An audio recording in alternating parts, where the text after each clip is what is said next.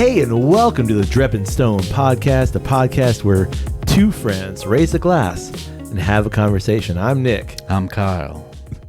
You got your radio DJ, your jazz radio DJ voice on. Well, it's like the Saturday night, smooth late night, it's that late night drive home. Yeah, it's the post-coital jazz. There used to be a really weird show on NPR, late Saturday nights. Yes. I can't remember soundscapes or something like that. But it was. I feel like it was more space themed or something. Space Ghost, Coast to Coast. There it is. No. That guy just died. Something like that. Space Ghost. Did he? Yeah, not that long ago. Adam West? No, the guy who voiced Space Ghost. He actually lived here in Lakeland. No shit. Yeah, the animated version. Wow. Yeah. Who did? You did. I did. He passed away a couple months ago. Rest in peace, man. Yeah. King. King. I can't remember his name. But hey, never forget you. Yeah. Oh, shit. Oh, man. I feel terrible. This is a terrible way to start the episode. It's actually here in Lakeland, the family's going to come and be like, bro, we heard what you did. What the hell, man? I feel bad. Whoopsie. So I was thinking the other day about football mascots. Okay. Professional college? College. It was really college. Yeah. College football mascots. Right. There's some weird college football mascots. Yeah. Man. Yeah, for sure there are. So let me ask you this. Yep. Big Al. Big Al. Is the mascot for the University of Alabama, yeah. Crimson Tide. Yep. The Crimson Tide makes sense. Yep. When you hear that, Crimson Tide makes sense because, well, the jerseys are crimson. The Crimson Tide is rolling up over you. Yep. Or whatever. Yep. Do you know where the elephant comes from? Both, actually, the Crimson Tide and the elephant concept were both, if I remember correctly, came from staff writers at the university newspaper. And they were describing the game, and it was their defensive line came up and they looked like elephants. They were all so big. Yeah. Kind of a thing, and it just stuck. But I found that the actual mascot... Big Al. Yeah. Or the idea, so that's been around since the 30s. Mm-hmm.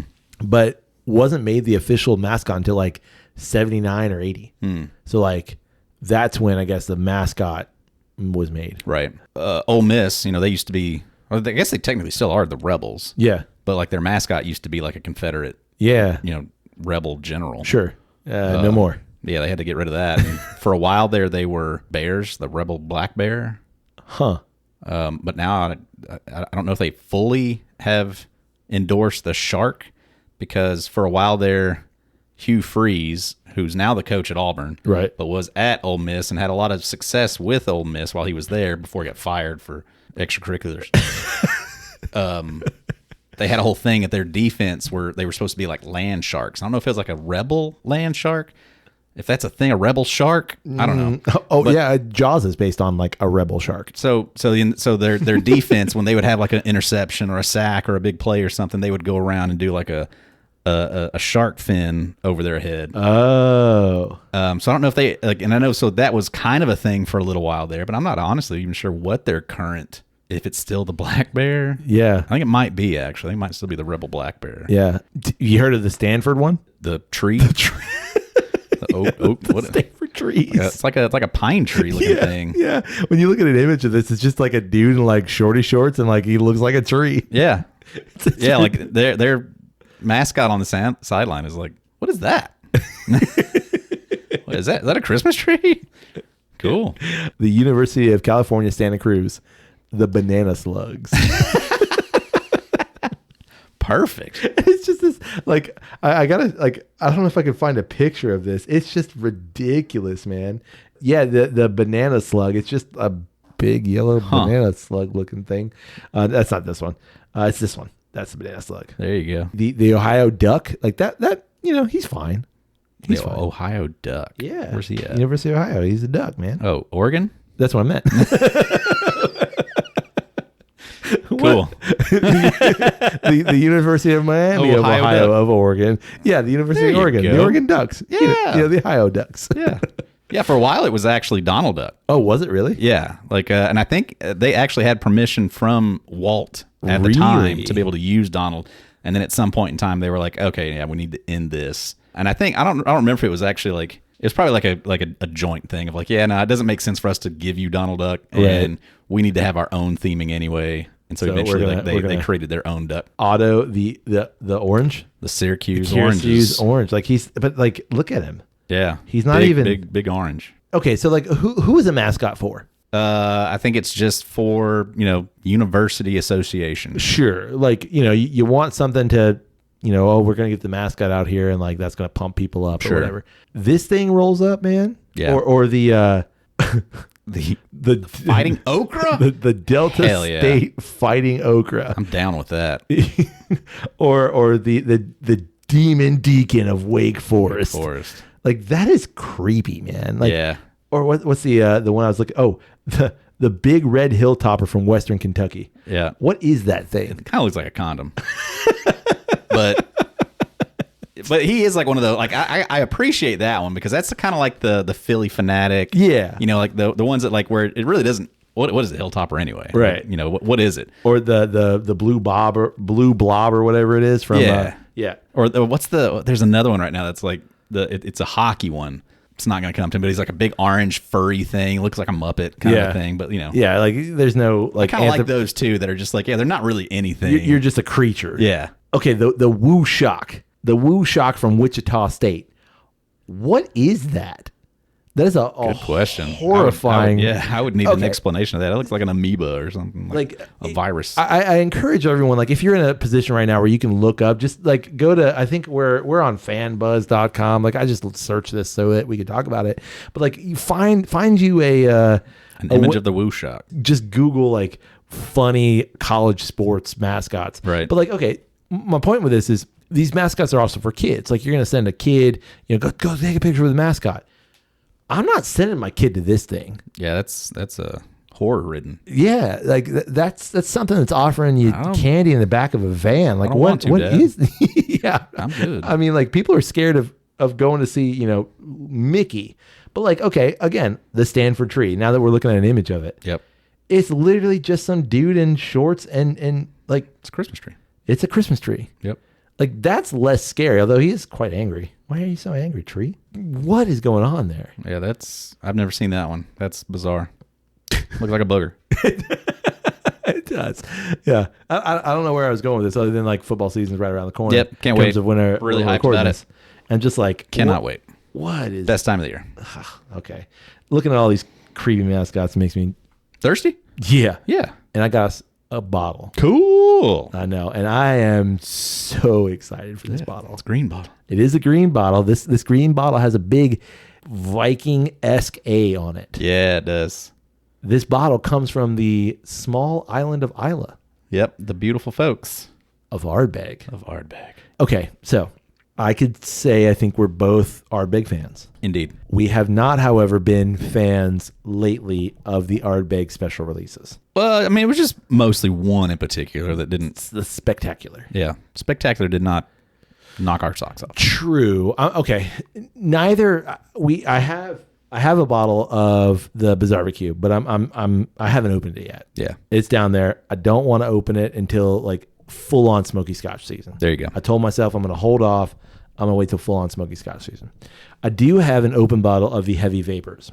Okay. Both of the Heavy Vapors and the Spectacular we thought were fine, but they weren't great. Once you've had something as amazing as Bizarre-Barbecue was, you expect them all to be at that level. Correct. And I think we just had the hard realization that sometimes you don't capture that same magic every single time. And maybe that's on us, that our expectations were just too high. Yeah. And it's possible that's the case. And I recognize that. Yeah. It's like when you've had McDonald's outside of the U.S. and then you come back to it and it's like, wow. Yeah. What is that's this a different experience. Yeah. Yeah. Correct. Why can't we have that? Exactly. You know? Or you have we don't deserve it. Yeah, that's probably it. You're not wrong. Or like trains that run everywhere. Yeah. And then you come to the U.S. and you're like, huh. I need to get to that town over there, but there's just no way for me to get there. No, looks like I'm stuck here. Bummer. Yeah, there you go. Anyway, this is Ardbeg's newest special release. It came out this past summer. That's when they usually do their special releases around, it's for Ardbeg Day. Official day? Yeah, the official day of Ardbeg. Which I was saying official. Official? Official. Fish. Not I thought you said official. Yeah, it's the official day. It's Oh, called yeah, Ardbeg Day. Yes, it is. I was like, is that really what it is? Fish eel. I'm with you now. It was your Fish eel. yeah, it was your accent. Fish and an eel. Yeah, Yeah, fish eel day. Yeah, but you're correct now that I understand what you're saying. Dope. After I've translated You're correct. from your Southern American English. Yeah, you went to normal speech. Twangy. Yeah, no, you removed the twang. Yeah. Yes, it does coincide with fish eel. Cool. Yeah, Does it really? No, it really does. Yeah, Oh, so it is official and official. correct. Yeah, So I was right. yes, you were right. Cool. I was just couldn't understand you. I got you. Yeah, no, the Ardbeg Day coincides with fish eel, and they kind of do all those. Basically, like each distillery within the week kind of does something special each day. Right. So like, I don't know if they actually release this to the public on that day, if they release it to the Ardbeg committee that day, but like that's when they kind of do the big like, here's our cool release. Right. And so we usually get it if that's late or early May-ish. We usually start to get things in June, July over here. Right. And so that's when I got this. Oh, cool. And I found it at a big box liquor store. Cool. And this is the Ardbeg Smokiverse. Smokiverse. Now, Cool. knowing me, I'm going to go buy it. Like I Right. got it's an Ardbeg release. As soon as you see it, I need it. And this is it's a sexy box, man. Look at that box. Yeah, that's a cool stuff happening all over that. Yeah, you got a Looks marvelous. black hole going on there. MCU-ish. Yeah, it really does. What's the holographic? Yeah. Yeah, the whole thing is it's cool. Yeah. And like I appreciate that because again, the last release was like circus themed. It was a bit Yeah. At least it had a box. sure. You know, sure. the barbecue didn't have a box. That's also true, which is a bit weird to me, but yeah, also true. It didn't have a box. And Heavy Vapors had a box and it was fine, but you know. Yep. But I have some Heavy Vapors here because I figure that's probably going to be an interesting place or interesting thing to pair it with. Agreed. Okay. So how about I read you some bottle words just in anticipation of opening said bottle? Got it. And by bottle words, I mean box words. Okay. Okay. This is in celebration of the 25 years of the Ardbeg Committee. It's been around 25 years. Congratulations. I know. A quarter of a century. Man. 2000. You remember 2000? Y2K. Yeah. How brave of them to be willing to do it then. Well, it was afterwards. It was in May. So we already we're survived. clear. Yeah, we're good. I got you. Makes sense. If they did it in May of 99, we wouldn't have even said Y2K. Right. This is a high gravity experience created using high gravity mashing. This Ardbeg Day malt is a first for the distillery. From the dense swirl of a highly concentrated wort, our mash tun has given rise to a whiskey of monumental proportions. Take a sip and plunge your palate into a fruity, sweet, and utterly absorbing Ardbeg. Wow. I know. What's a wort? That is the big brewer's beer, if you will. It's just called a wort. It's where when you've got the mashed grains are starting to soak up all the water and they're starting to be, release all the good sugars. It's called wort. That's your wort. That's the wort. Yep. The wort of the mash. Correct. Yeah. The mash is the grain itself and the wort is the liquid that's being formed from that grain. Think about it like a tea. We're brewing this grainy tea and that grainy tea is called the wort. Okay. Yeah. What do you think it means by high gravity? Okay. So high gravity is an experimental brewing method. You get this in, like they've done it in beers and now Ardbeg's doing it and several other people are doing it. And it's essentially this. It's a way to use a little bit less water and with centrifugal force, you're essentially spinning the grain inside of the mash tun. Right. And that allows, this is my understanding, it allows the water to make more contact, I guess, with the grain. Right. And allows more intense grain nature to be present within the wort. Makes sense now. Yeah. So Now all of it makes sense. Yeah. That's why it's in the middle of a black hole. correct. Exactly. So it's not quite like a pressure cooker. It's not like, we're going to put all this under pressure, but it's using that to essentially Make pressure. Gotcha. Gotcha. Yeah. And so like that's the extraction process is also through that. Cool. Now what the end You can do the same thing at home with a in salad your- spinner. I was going to say with your washing machine, load it with water, just put grain in there, turn that baby on. You know, some dude in Like bathtub gin. I got washing machine whiskey, man. Let's go get it. some dude in Appalachia's like, what? I got an idea. What I'm gonna do though? I'm gonna take my washing machine. I'm gonna hook it up to a car motor. Oh man. And we gonna get some RPMs. Don't you worry, Jethro. We got this. It's gonna be good. You see it on that moonshine show, like you just got car parts and washing machine pieces everywhere. Like, what the hell happened here? I mean, don't sound too different from like what befuddling does out there. Yeah, It's not what that's made for, but that's what it's gonna do. I love listening to Seth talk about it. And what's this? Well, it's a repurposed blah blah blah blah blah. Just needed to add a whatchamajigger on there, and it can do the same thing. It cost me $45 down the hardware Instead of store. $4,000. Yeah, exactly. Those guys down there, the ace, they know me. Ace of the place. Helpful hardware folks. All right, so I didn't even read the box. Like, this is the first time I read the box. Crazy. Because no, it's not. Because I saw Ardbeg, I saw special release, and I said, yeah. But this bottle is opened. Oh, for sure. Like, that's the first thing I do. I sit there and I fucking pour me a pour and read every word on the box. Yeah, well, I did. To be fair, I Googled some stuff, which is probably the same stuff that I read on the box. Sure. Yeah. Anyway, how do you think we should do this? I think we should drink it. Like, put it in our mouths, swirl it around, get some flavor notes, talk about Sniff those. it? Do we sniff it? We can. Okay. We usually do. What I meant, Kyle, was we have the heavy vapors. Do we? Nah. Okay. I go that one first. We go Smokiverse. Smokiverse and then- first. Okay. Smoke it first. Got it. With a name like Smokiverse, what do you expect? Well, I would have thought really smoky. Okay. But the box words are making me think Fruity. Very fruity. Okay. So, and I ask you this because when I hear spectacular, a phenolic phenomenon, which is what was last year, I expect smoky. Right. Let's see what happens. Okay. All right. Thank you, Ardbeg. Nailed it. Still nailed it. It was exciting. I was not confident. Did you see my face? Pour. Whew. But hey, I think see it my all ended face? up in the glass. Wow. Man. Mine took like 10 seconds to pour. Yours was like half a second. In the glass. Oh, man. Oh, smoke in there. Yeah. Oh. That's purty. First of all, color-wise, I don't think they're adding any caramel color or anything to it. Yeah, I'd be surprised if they did. Yeah, it's pretty light. If anything, they're extracting it out. The centrifugal force. Centrifugal. Yeah, there it is. I took 6th grade science once. Whew. Yeah, it is so pretty. The nose is like, it's smoky, but it's really a beautiful blend of like tarry smoke and fruit bouquet. Yep. Held up by multi-sweetness. Couldn't agree more. I almost want to say like I could nose that and be like, that's Ardbeg. Oh yeah, for sure.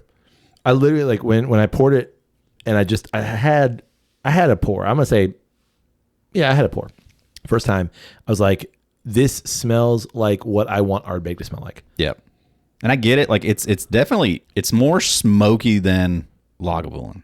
Got a bit more smoke on the nose. Yes, but it's not. But it feels like it's in that ballpark. Yeah, it's not. It's not as medicinally. Yeah, briny, triggering exactly as Lefroy can be. It's warming. It's in. I agree with you. It's in the same kind of like realm as. I'm gonna start singing Christmas carols. Oh my god! It's in the same realm as Lagavulin in that like the warming wood tarry kind of smoke, not in the medicinal. Well, it's got that extra fruity kick that Right. puts it up there with like in a Lagavulin, not Lagavulin. Yeah, in a Lagavulin like ballpark, range kind of a thing. Woo, it's so pretty. And what I love about it, first of all, I can nose it all day. Yeah, like it just legit. Just spritz this on me. Is it like what I love about it is that the peat doesn't dissipate super quickly. Like it's starting to fade a bit, but like with so many peated things, like it just goes away. Yeah, really nice. Too bad it's still 95 degrees outside. Yeah, I know. All right, you ready? Got a hurricane on the way though. Yes. No sniffing. Time for sipping. Man, like that's the smoke slap on the ass that you want. Correct. Like that's intense. Let it linger a second. It's ashy. Do you have to? Let Do you it have to? linger. Do you have to let it linger? You know I'm such a fool for you. You went full Blink 182. You got me wrapped around your finger. Do you let it linger? That ashy note, like almost like cigar tray ashy note, is what lingers on the front of my palate, like specifically the front quarter of my palate, like the tip of my tongue. It's right there. Yeah, like more so than anything I can really specifically remember.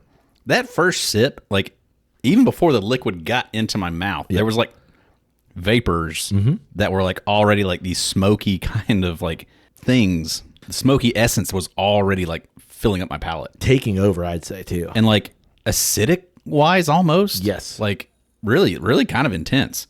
Really calms down on the second sip though. Once you become acclimated to that, the second sip is way more perfumey and not as aggressive. But it's still there. It's still all over the aftertaste. Yes. Yeah. This, my friend, is the Ardbeg I want. Yeah. Like this is the Ardbeg. No, this is the Ardbeg I deserve. Yeah, oh yeah, for sure. Because it's so right. Yeah, it's a great proof. I don't think we said proof. No, it's a 96.6. 96.6. Ardbeg FM. Yeah, it's got a ton of flavor. It is. It's what you want Ardbeg to be. One nitpick, I feel like it's a little thin. Yeah. Mouth feels a little quick. Mm-hmm. I could go for it to be a little thicker, a little more viscousy. Yeah, but I'm thinking of, and I agree completely. It's not as claggy as I'd like it to be. But I think that also reminds me of some of the higher peated expressions like hypernova, supernova. Like all of those are relatively thin too. Right. So I don't know if that's just an Ardbeg quality of like, you get up into the higher peat punches. If like, does it thin out a little bit? I don't know. I don't know. I don't feel like I remember that being a thing with Bizarbecue. No, definitely not. I feel like I don't remember that being a thing with like Corey Reckon. I genuinely don't really remember. I at this point, it's been a minute. Yeah. Yeah. But like regular Ardbeg 10, I feel like is similar to this. I would assume so too, but like that's also probably it's not super down at 80 or maybe 86 at 86, 90. I would say maybe 90. Maybe 90. Yeah. I would like to get another Corey Reckon. I would too. I see it. Oh yeah. Yeah, it's not, I mean it is at this point like I see it more often than I used to. Yes. I see Corey Reckon more often than I do Ugdal. Yeah. I think that's such a fun place where we are right now with our whiskey, is that it's like, yeah, you can think back to those bottles and just think like, yeah, I would like to get another one of those at this point. Yeah. Because like you definitely have a bunch of bottles where you're like, nah, I don't ever need to do that one again. Yep. But like you look back at those good ones and you're like, yeah, I would like to have another bottle of that. I'm really happy with this Ardbeg. Agreed. And again, it's because like not like I was going to do it regardless, just because I trust Ardbeg and I like the special releases, but I'm not going to say I've been burned. I haven't. Because like I have dogged on the heavy vapors, and I want to put it against it because I haven't done that yet. I have dogged on the spectacular, but it's just because I know what Ardbeg can do. And like you said at the beginning of the episode, like... We're going to pull that spectacular now. Yeah? Yeah. Okay. We can do that. Yeah. I know what Ardbeg can do, and I know what Ardbeg can do. I'm holding the glass up like this is what Ardbeg can do. Yeah. So like, yeah, in the pantheon of like, you're batting, you're not going to bat 1,000. You're not. So, oh yeah.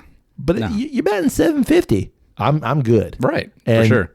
You hit one and you knock it out of the park like this. Good on you. Yeah. Good on you. All right. Shall we pair it? Yeah. Okay. I think we go ahead and do heavy vapors because of the recent ones, that one was the better one. Yep. So let's see, does this absolutely kick heavy vapors? And then I think just out of a curiosity for like science and like, are we shitting on that bottle as hard as we need to? That's fair. You know what I mean? That is fair. Like, let's put that one on there just to see, like, is it really still that bad? Maybe it's opened up. It is not bad.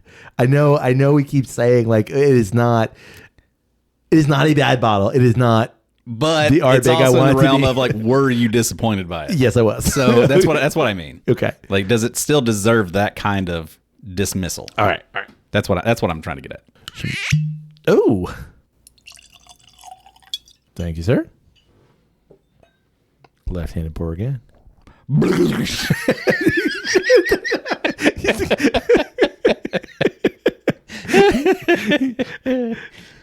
Oh, wow. Surprising this is so color light. difference. Yeah, we said that one had color My extracted God. out of it. That one definitely did. Wow, the heavy vapors is just like clear.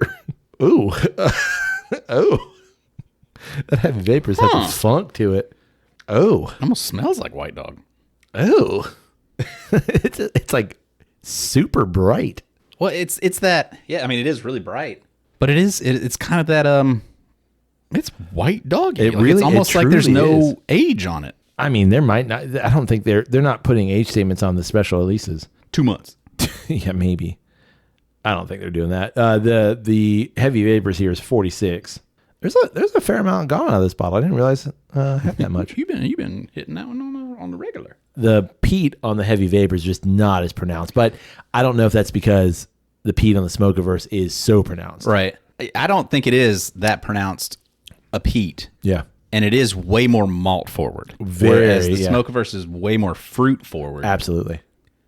Which makes it so much prettier and just more delicate almost. You think they're adding a sherry cask into the Oh, maybe. Smokiverse? I mean, it's not on there, but I wouldn't be surprised. yeah. Yeah, I agree. The heavy vapors is way more malt forward, especially on the palate. I think the Smokiverse, like, I would say I don't think it's sherry. It's fruity, but like to me it leans more citrusy. On the Smokiverse? Yeah. Yeah, it's not. It doesn't suggest like red You're right. jamminess. You're right. It's fruit, but it's not jam. Yeah. Huh. They're actually really similar. They are.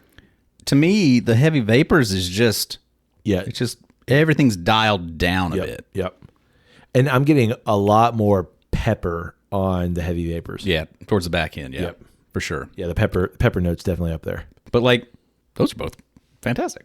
There's almost like no fruit on the heavy vapors. It's just malt, peat, and char. That's a wonderful pairing. It is a good pairing. I think heavy vapors is a bit more rugged. Ooh. Smokiverse is a bit more Ooh. refined and elegant. But I think heavy vapors is a bit more kind of like, nah, I'm just roughing it, sitting out by the fire. I almost, when you said rugged, I'm like, no, I want to disagree. That's why I said ooh. But yes. Maybe rugged's not the right word, but it's just a bit simpler. Simpler. No, I think rugged's not bad because I think of like every time I sip an Ardbeg, or to be fair, any Isla whiskey, like having been there, and I so wish you had that experience with me because having been there, I'm like, I'm there sitting in the distillery courtyard on Ardbeg or at Ardbeg, and it's just the wind is whipping and you've got like brisk. It's like that, right? It's like mid 50s. It's a bit brisk. It's a bit rainy, and it's like takes me back there. Yep. And so like when I think about the heavy vapors, I think about if I were to go like walk the moors of and the peat bogs of Isla, yeah, that is rugged in that way. Right. But like if I'm going to sit by a campfire, if I'm going to sit by a fireside inside, with a book or something, Yeah. that's Smokiverse. Right. And it could just be like, for whatever reason, that's what's conjuring up for me. But I don't think you're wrong. What I mean too is like Ardbeg itself is rugged.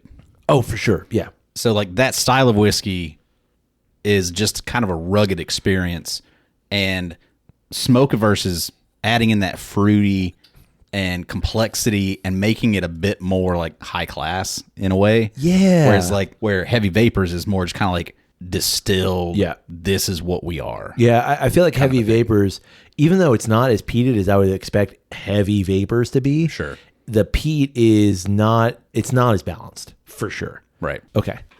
Do the thing. What's the thing? Go grab that bottle of Spectacular Okay. so that we can talk about it. The phenolic phenomenon. Phenomenon. A phenomenon.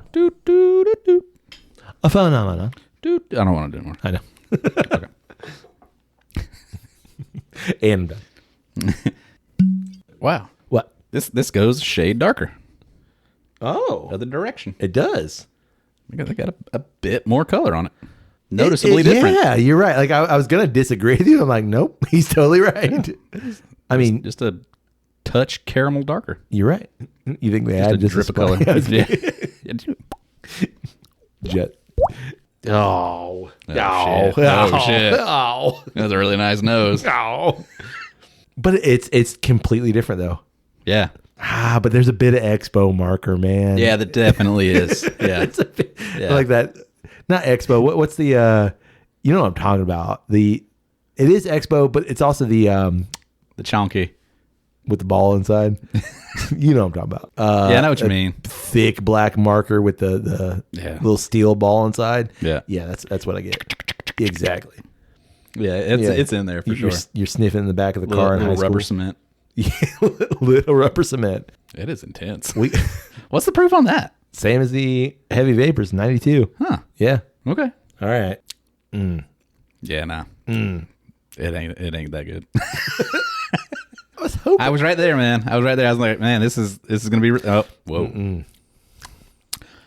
And it's just, I knock it because it's kind of bland. It's literally like here's smoke and peat, but there's no malt to hold up. I mean, I think the malt's there, but it's not highlighted in any way, and it's not interesting, and it's just kind of like, yeah, It's got a. it's kind of boring for an Ardbeg. Yeah, exactly. And again, like I recognize, like I don't want to shit all over this bottle, but that's it for an Ardbeg product. Yeah. And what I expect. Oh of yeah, Ardbeg, yeah. For a special release Right. and all the pageantry that it had, like a little disappointing. You ever opened a package of a beach ball? Yeah. Or something That like weird, that. That like, weird plasticky, rubbery. That's what this tastes like to me. And it's tasted like that every single time I've had it. And I recognize like that smell is not a good taste. I don't hate it. It's just very like that's what it is to me. Man, I've never thought that, but as soon as you said that, even nosing it, I'm kind of like, oh yeah, Yeah. shit. I do kind of get that. It's like That weird, fresh, rubbery plastic yeah. thing. Or okay, I don't know what these things are called, but in a zoo here in Florida, in Tampa, they used to make these like roto molded plastic figurines. Right. You put like $1 or $2 in, and it would like this machine would go and it would pump. Would make it. It would make it. Yeah. Wow. I don't know what those things are called. Huh. But it was like I remember it was like a bubble hot when it came Yeah, out? it was. It was like thank you. It was like a bubble domed like roto molded plastic thing, and you get the dinosaur or giraffe or whatever would pop out. Right. And it'd be hollow on the inside, but it's plastic. And like that is distinctly what this smells like to me. Interesting. I don't know what those things are called, and I know they exist other places, but like Toy maker. I don't know. Yeah. But like that's it. Can I Google it real quick? Because I just like unlocked something within me. No way they have like a specific. This is known as a scrim drawer grabber. Matat. Roto mold plastic machine. Oh my God. Go back and take a sip of Smokiverse. Like, they are so different. They're called Mold-A-Ramas. Mold-A-Rama. Look at that. This is one in Chicago. It looked like this. Exactly like this. So it then pumps in the plastic. Yep. So this is a dye basically on the inside. Right. Yeah. This is some sort of like, what is it, submarine or something? Submarine, Yeah. And that's what it. Bizarre that you like have a specific memory attached to the smell of that. Go back now to the Smokiverse. Okay. Like, Oh, just smelling it. they're miles apart. Holy crap. Yeah. Like, that's pretty incredible. Yeah. And it's just unfortunate that Spectacular just continues to recede into the recession of Y'all can lock that away. boredom. Yeah. Like I liked the packaging. I liked the aesthetic. I liked the thing, Just wish the liquid. but the lived up liquid was not great. And I would tell anybody at Ardbeg, like, hey, I love you guys. to it. Right. Spectacular won it. Yeah. Who liked that one? Who here liked that one? Yeah. I want to see their face. Put your hand down. I said. Yeah, like your face. I'm just curious. What? Well, I when I visited the distillery last year when that came out, it was everywhere. Right. And like it wasn't moving. To be fair, I was there like, in 2 hours, so it's not right. like Right. But yeah. people didn't seem to care about that one. Correct. Yeah. Wow. Bizarre. Not BQ. No. Just bizarre. It's so interesting to me when you've got a distillery that you like, and then like you have three things that are just so incredibly different from that distillery. Yeah, it is wild going, like hopping back and forth between all of them because they are each one very unique and do a different thing. Spectacular just does it really poorly. Yeah, agreed. All right, Kyle, now that we've got a great pour in the Ardbeg Smokiverse. Yeah. What would you like to talk about this week? I got a quandary that's been like playing through my mind that just like is befuddling me. The words that you've said have got me interested. How many times have you watched K-pop Demon Hunters at this point? This is now late, or no, we're like mid-August at this point. How many times have you watched it? A total of 0. Wow. Yeah. Can I say though, I've been recommended this by multiple people. Yeah. In my life. Have you really? I legitimately have. Like, yeah, multiple people. That's interesting. Yeah. No, like, I mean, at this point, like, you're one of the few that haven't seen it. Really? It's breaking records. It's the number 2 most viewed movie ever of a Netflix original movie. Wow. Only one other movie, it's like the Ryan Reynolds. Hubie Halloween. Ryan Reynolds, Gal Gadot, somebody else, Red Notice, I think maybe is the name of it. Oh. Something like that. Yeah. That's the number 1 Netflix original. Wow. And this movie now is number 2. I know roughly the what soundtrack is breaking records like crazy. It's like the most played thing. Like the K-pop group in it, Huntrix, is like now like the number 1, or like they're breaking records as like the biggest K-pop group. Like this is a legit K-pop group? No, it's just like the fictional group from the movie. Yeah. Okay. So it's just doing these crazy things. And this is coming at a time where we also had an original Pixar release. Yes. Theatrical release that has now infamously tanked. And been Pixar's first flop? Yeah. Like actual, consider like an actual flop. Like you lost. Like you did not make money for the first time on an original release. Yeah. And I think it's so interesting. Like my kids and I, we watched K-pop Demon Hunters. Mm-hmm. We watched it for the first time. This is a movie, not a series, right? Yeah, it's just a movie. Okay. But I didn't know this at watching it. But it's done by Sony Animation. Into the Spider-Verse and Across the Spider-Verse and Through the Spider-Verse. Yep. Yeah. Same company. Like I've seen the jokes of like, this is such a great movie until you realize that but y'all should be working on Spider-Man. We should have already got that movie now. We just had one. When was just? When was? I think it was 2 years ago that we got that. Into the Spider? No, Across the Spider-Verse. And now 2 we're getting years ago? beyond. Yeah, I think so. I believe you. It was. I think it was supposed to have come out this summer. The trilogy ender, but now it's been pushed back. I think till 2027. Whoa. Okay. Anyway, for whatever reason. Yeah. But yeah. So it's not like it's some run-of-the-mill company throwing this thing together that's like right. This is a big animation crazy. studio. Yeah. So unfortunately for them, because like this thing has blown up and become such a huge thing, like it's such a cultural moment. Yeah. That they just released on Netflix and are really kind of missing out on a lot of the proceeds for it, because like I assume that my understanding is that when you do that, like Netflix pays a base price and there's no but if it does these kind of numbers, then we get this. Like there's none of that. It's just like, oh yeah, no, if we get it, this is the amount you get. I think like that was the issue with like the first season of Stranger Things and Squid Game. It's like, no, this thing was massive.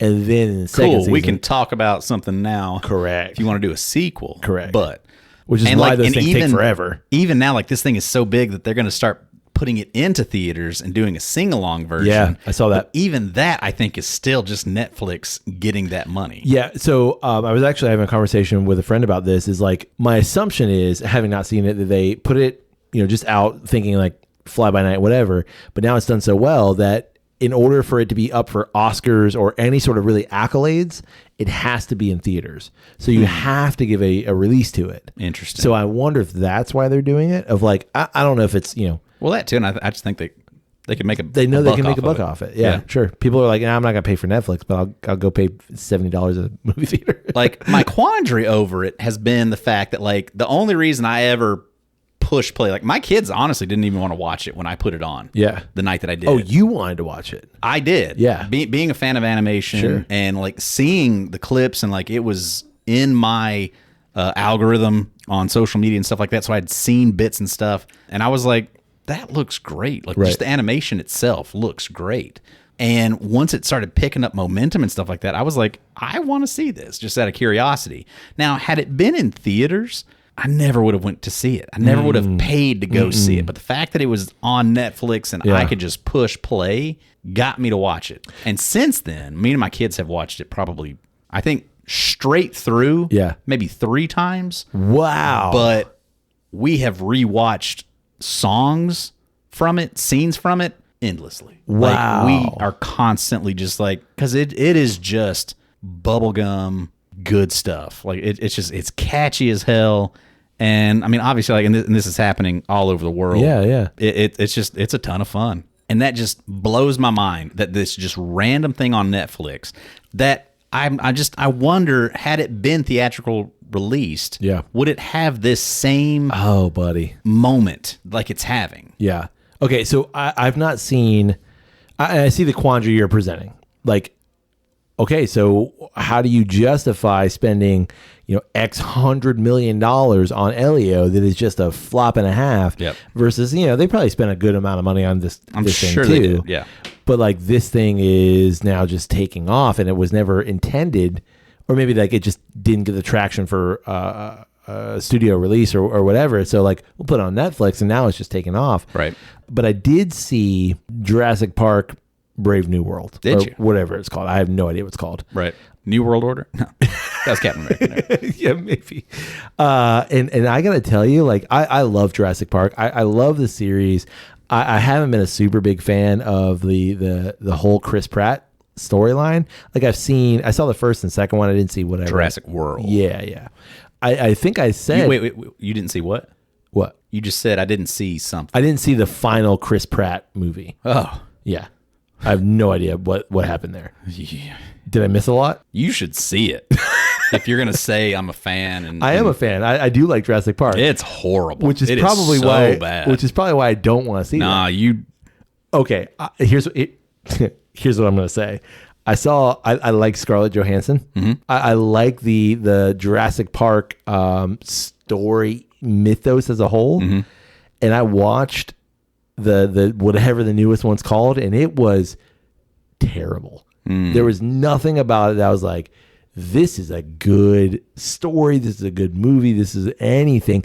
And this thing got a release in theaters, because it's associated with Jurassic Park, and Spielberg's associated with it. It was, if I would have paid money for this thing, I'd have been pissed. Well, to be fair too, like the 3 big blockbustery movies that were going to come out this summer, Jurassic, whatever it was, Superman, and Fantastic Four, they all came out. World box office, Jurassic Park won. Are you serious? Yep. How? It made nothing domestically, but it made that a is ton ridiculous everywhere else. I mean, I think it's just the kaiju I dare you big to go monster see it. thing. I dare you go see it. I will see it eventually because, like, I've seen them all. But okay, I'm the you. same way. Like, I love the nostalgia of it. Yeah. I like Scarlett Johansson. I like the dude that's from Wicked. Like, I want to see it. Sure, but I was not ever convinced to go pay money to go see it. Like, I think had it come out and it was like, everybody was like, incredible movie, I would have absolutely been there. Nope. But that never happened. No. So I still will see it eventually. Sure. But yeah, I'm going to tell you, just as a to preempt you into this, that the kaiju genetic monster is like maybe 5, maybe 10 minutes in the movie. I mean, that's the problem already. Is like, since Jurassic World 3, that's been your play.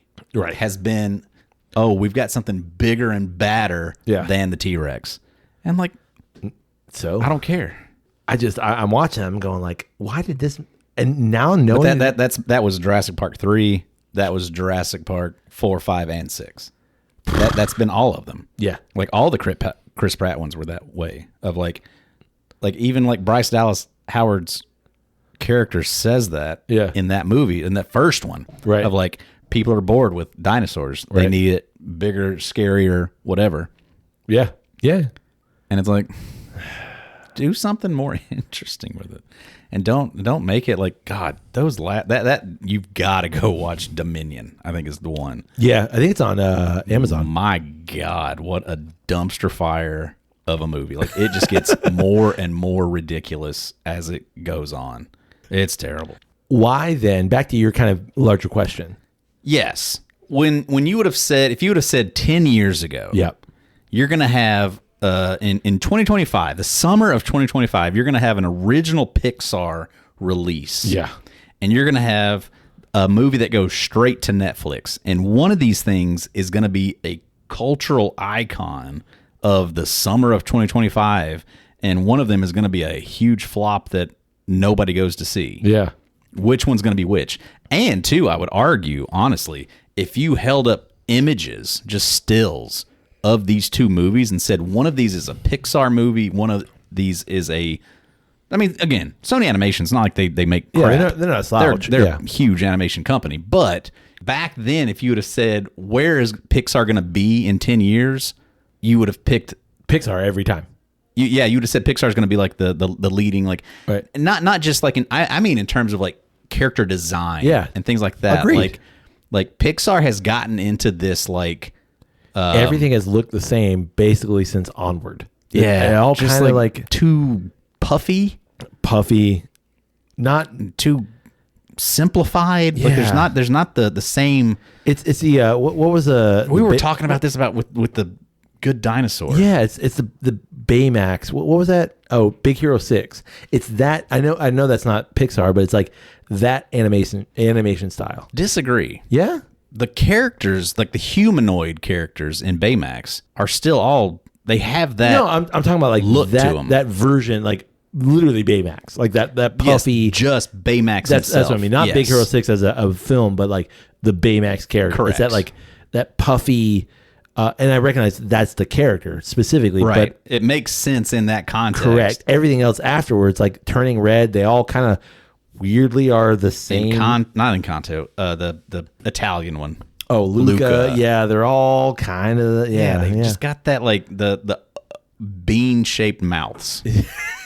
Bean mouth is what. That's the title of the episode, by the way. Bean mouths. I don't like it.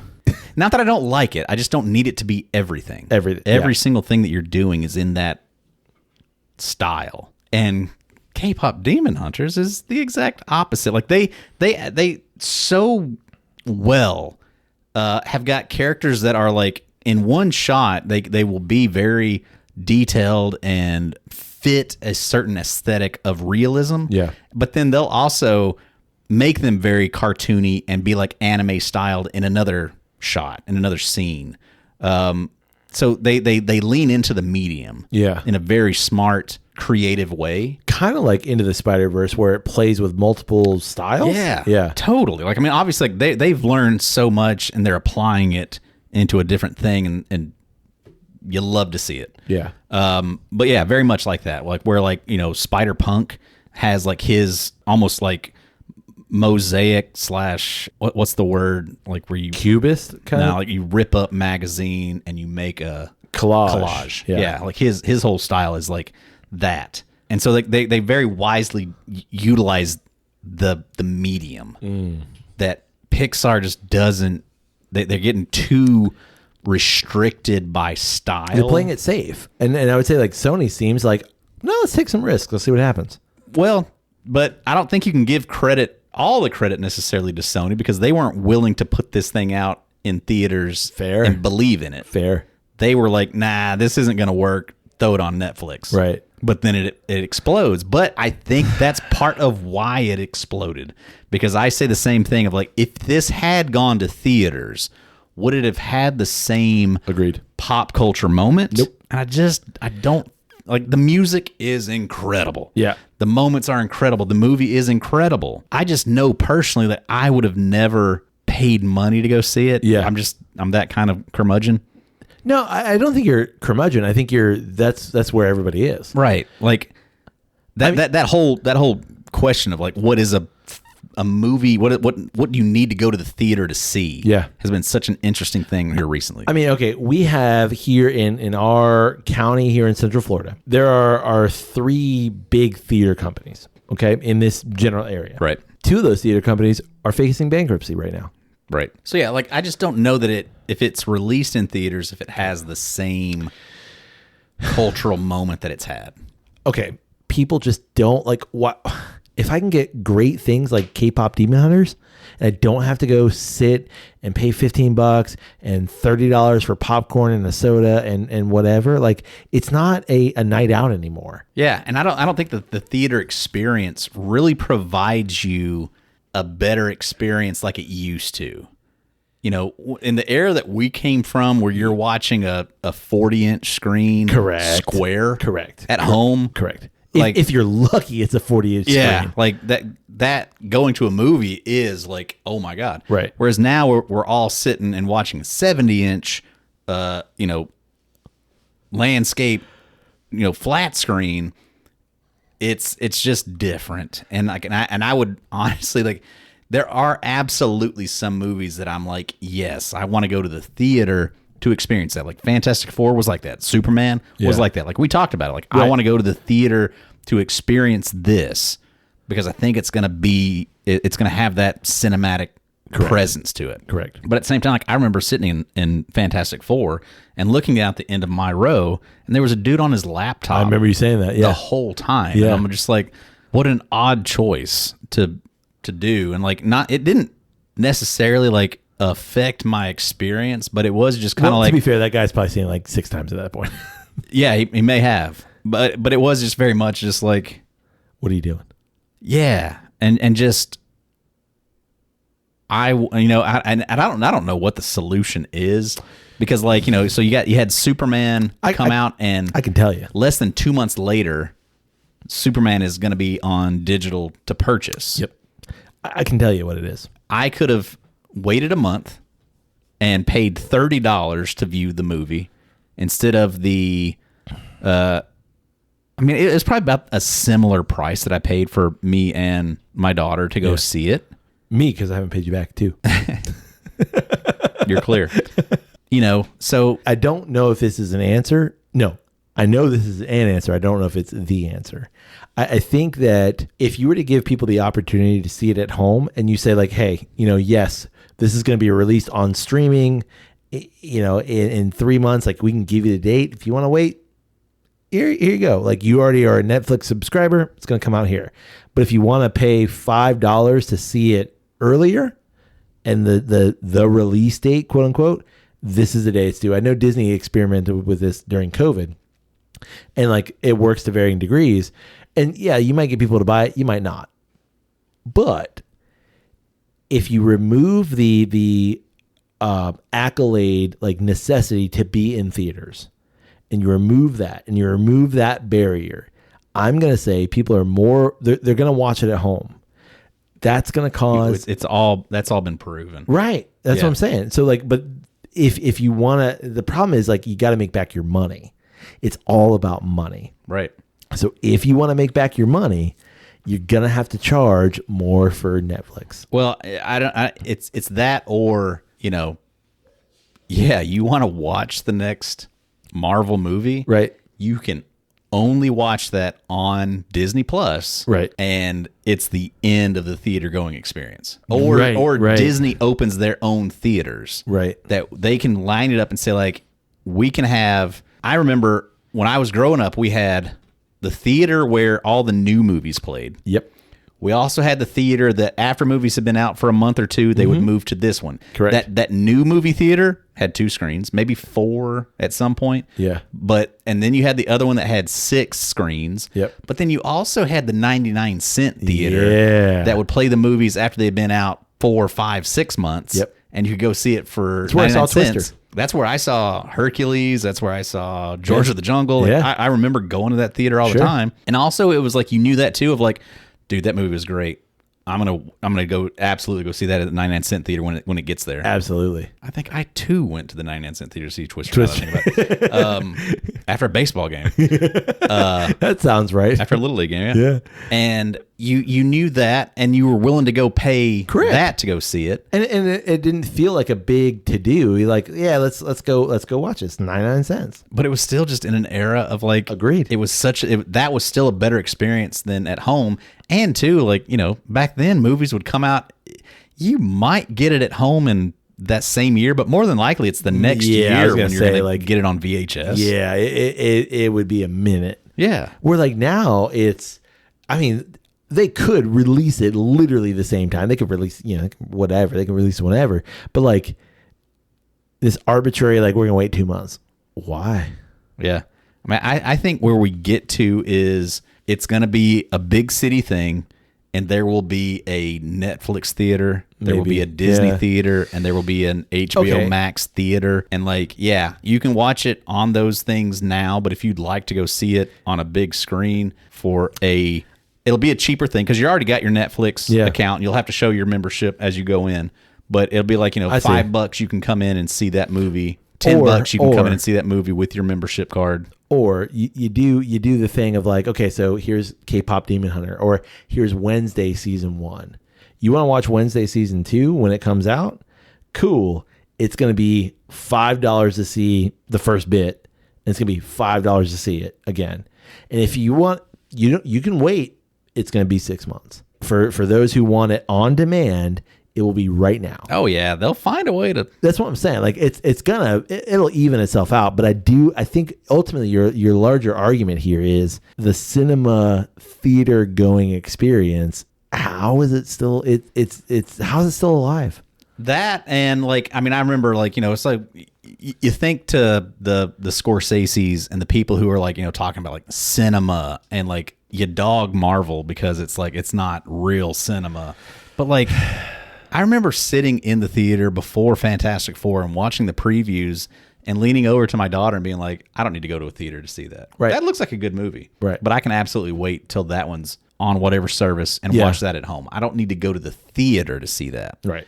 But then the trailer for Avatar Fire and Ash, or whatever it's called, came out. And I was like, that's a theater movie. Right. I would like to go to the theater to watch that. But I also think it's because like we've established that that's the case. When like even when Netflix streaming first came out, like you had no guarantee of when those movies would be released to streaming in this way. So you had to go to the theater.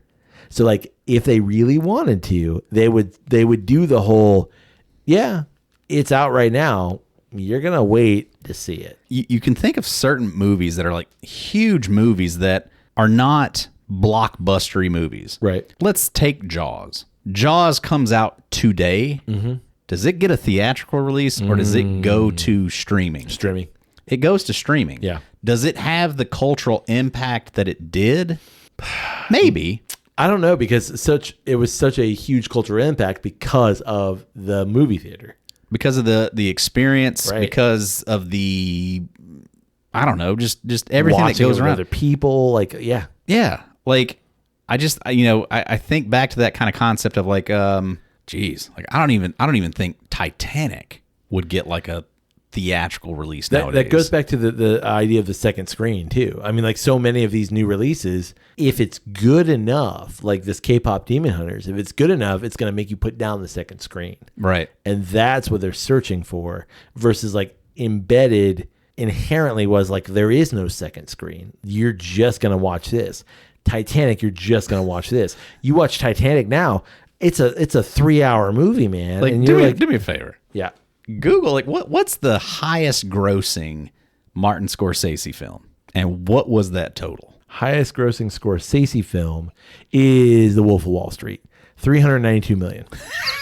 300. Yeah, 92 million. Now, granted, that movie probably only took, I would say, less than 100 million to make. It probably made some money. Yeah, but still, 392 million. And like 392. we're talking about Jurassic World. Superman and Fantastic Four. Yeah. None of which made $1 billion, but $1 billion is kind of like the benchmark now of what every studio is trying to do. Correct. That's like the new.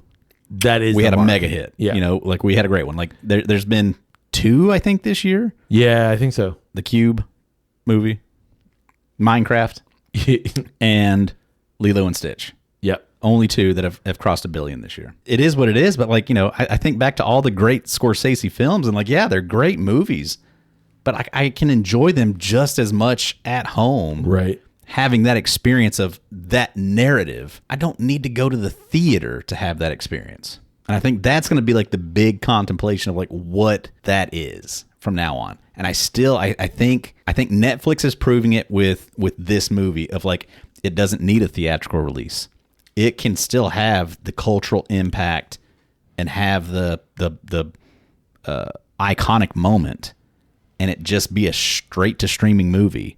It doesn't need the theater to do that. Right. And I think it's, you know, I think Sony's going to learn a lot from this too, of like, we need to start restructuring these deals to figure out how better we can profit from the thing that we made, because this thing took off and we're not going to get the backing behind it. The shifting of this medium is going to be really interesting over the next few years. Yeah. I think we started to see it in COVID lockdown scenario, and then everybody went, well, yeah, we're going to return to normal, but like the normal has shifted. Yeah, normal never came back in terms of theaters. Right. It never really got back there. You've had a couple of oddities of like Spider-Man No Way Home, right, that did it, but it's not the guarantee like it used to be. Yeah.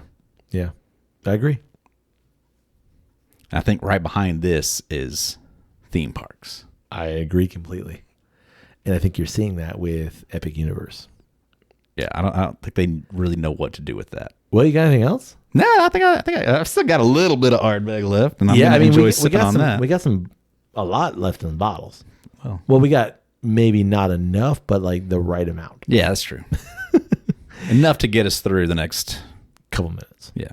Well, we'd love to know, what do you think about the newest Ardbeg special release, the Ardbeg Smokiverse? Yeah, if you haven't had that one's worth going out and find it if you're an Ardbeg person. Yeah, if you're an Ardbeg person and you want that experience, for sure. Yeah. If you're an Isla whiskey enthusiast, go out and find it. That's one to go search for.